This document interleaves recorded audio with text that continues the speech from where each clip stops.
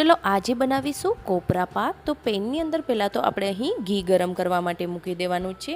ત્યારબાદ 2 કપ જેટલું અહીં આપણે કોપરાનું ખમણ લીધેલ છે।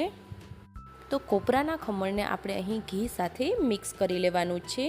ત્યારબાદ 2 કપ જેટલું આપણે અહીં દૂધ એડ કરી દેવાનું છે।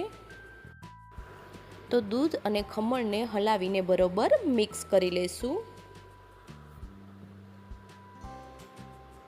ત્યારબાદ આપણે અહીં કેસરવાળું થોડું દૂધ એડ કરી દેવાનું છે અને 1 કપ જેટલી ખાંડ એડ કરીશું અને 1 કપ જેટલું અહીં મિલ્ક પાવડર એડ કરી દેવાનો છે। ત્યારબાદ હલાવીને બરોબર મિક્સ કરી લેવાનો છે।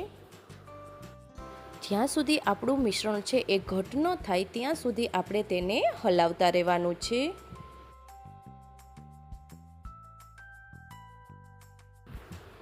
તો થોડો એવો આપણે અહીં ફૂડ કલર એડ કરી દેવાનો છે। ત્યારબાદ આપણે અહીં એલચી પાવડર એડ કરીશું। એલચી પાવડરથી ટેસ્ટ છે એ કોપરા પાકનો એકદમ સરસ આવે છે।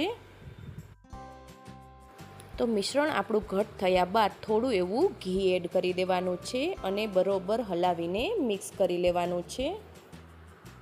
તો કોપરા પાક માટેનું મિશ્રણ અહીં રેડી છે। એક પ્લેટની અંદર તેને સેટ કરી દેવાનું છે। આ પ્લેટને મેં ઘીથી ગ્રીસ કરી છે જેથી આપણો કોપરા પાક છે એ પ્લેટની અંદર ચોટી નથી જતો। ત્યારબાદ કોપરાના ખમણથી આપણે અહીં સ્પ્રિંકલ કરશું। જો તમને રેસીપી પસંદ આવી હોય તો લાઇક, શેર એન્ડ સબસ્ક્રાઈબ જરૂરથી કરજો।